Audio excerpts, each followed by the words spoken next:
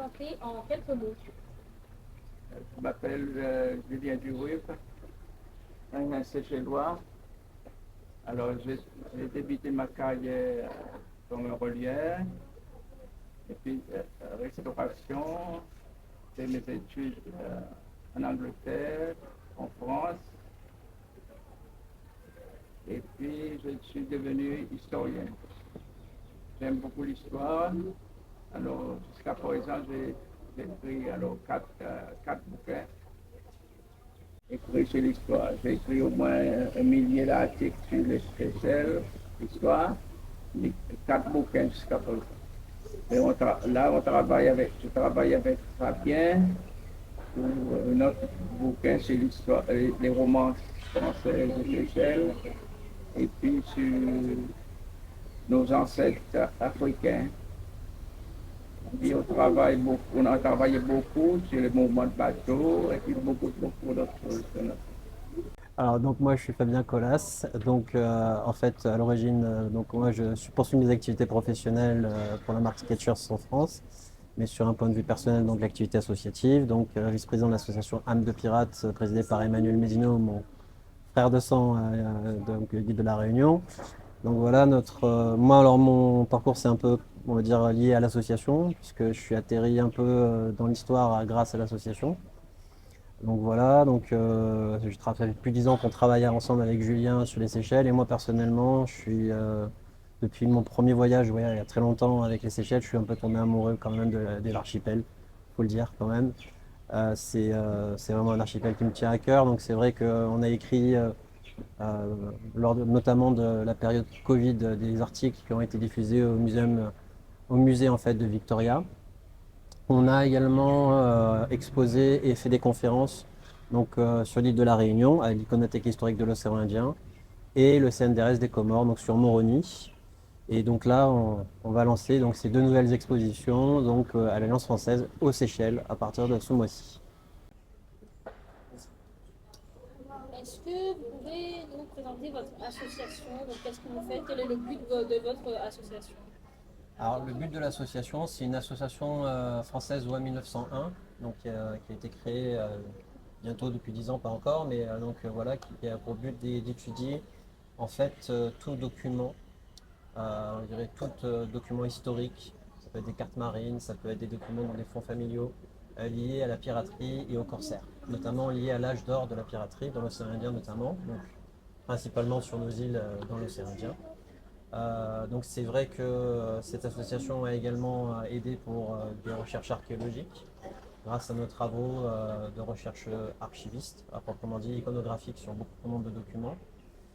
C'est une association qui à l'initiative de son président Emmanuel Mézineau, a déjà publié beaucoup sur Olivier de Vasseur d'Illabuse. C'est vrai que c'est un sujet qui nous tient à cœur. Mais ce n'est pas uniquement, je dirais, l'axe de travail. Notre axe de travail aussi, c'est de sauvegarder le plus tôt possible tous les éléments qui peuvent aujourd'hui raconter l'histoire de toutes nos îles dans l'océan Indien. Donc ça peut être effectivement ces documents dont je viens de vous parler, mais ça peut être aussi des photos, ça peut être aujourd'hui des livres qui peuvent préserver en fait, je dirais, l'histoire commune qu'on peut avoir entre toutes ces îles de l'océan Indien et la France qu'on pourrait dire plus métropolitaine. Et puis après, bien évidemment, de les mettre en valeur. Est-ce que tu pourrais présenter l'exposition qui est à l'Alliance française? Tu veux présenter l'Alliance de Fauvel ou comme tu veux? Tu veux que je le fasse comme tu veux. Oui, on va faire deux expositions ici à l'Alliance française. Alors, pour moi, ce qui m'intéresse plus, c'est celle des Jacobins. Parce qu'ils étaient dans mon île natale, Parlin, et puis à Ladji. Alors, les gens de Parlin, aux Seychelles aussi, ne savent pas si dire rien sur ces gens-là. Et là, on va faire comme ça. On va faire ressortir un peu l'histoire, spécialement sur le général Rossignol, alors qui aimait beaucoup Praslin. On a cherché pour exiler aux Comores. Alors il est décédé aux Comores. Quand nous étions aux Comores, les gens là-bas ne savaient pas rien sur lui. Là, ils ont décidé de poursuivre, comme dit ça, les intérêts Ils vont faire de, ils vont fouiller la tombe là-bas, essayer de voir où il est enterré. Et puis, l'autre chose intéressante, c'est le Franc, qui était un des Jacobins, qui était un architecte. Il a fait construire un château ici aux Seychelles pour un célèbre concert au Doul. Et puis, quand il est exilé aux Comores, il a fait un obélique là-bas aussi. Il a travaillé pour ses frères qui sont morts. Et puis, pour l'île La Digue, il y a, comme dit ça, il y a un qui a laissé son nom, Quinon. Alors, il y a une rivière qui porte son nom, la Digue, et puis un variété de mangue. Mais il n'est pas décidé à la Digue, il est décidé à Parlin. Il a eu comme ça, une concession à Parlin. Anse Lafarine, il est décédé là-bas, lui.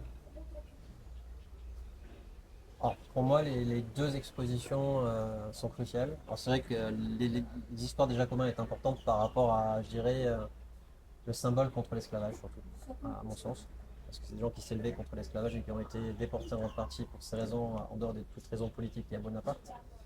Et bien évidemment l'exposition Fauvel, parce que pour moi c'est un des plus grands scientifiques de cette période, donc effectivement qui a fait des recherches aussi bien sur la cartographie des îles Seychelles, sur le coco de mer endémique des Seychelles, qui a eu une quantité incroyable d'articles et de publications sur l'Asie, puisqu'il est resté plus de 20 ans en Asie.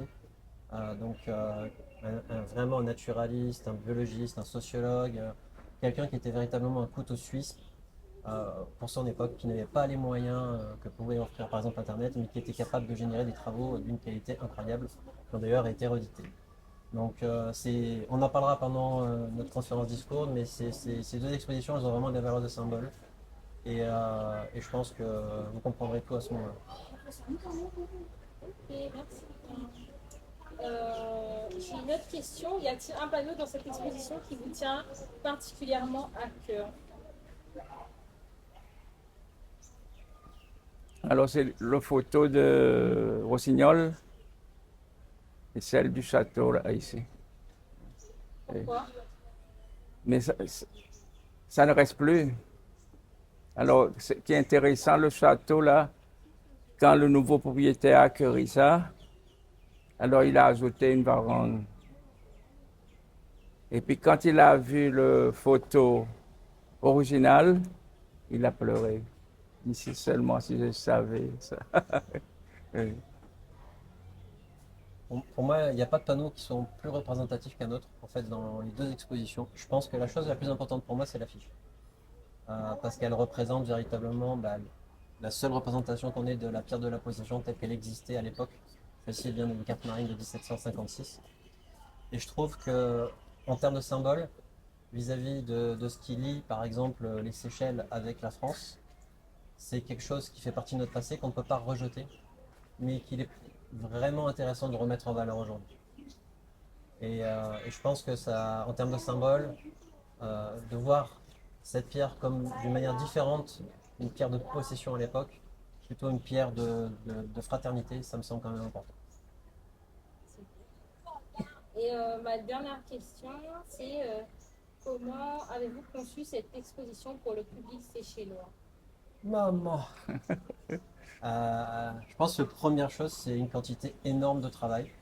Alors c'est vrai que Julien, lui, il est retraité, donc c'est vrai qu'il a un peu plus de temps, ce qui est logique.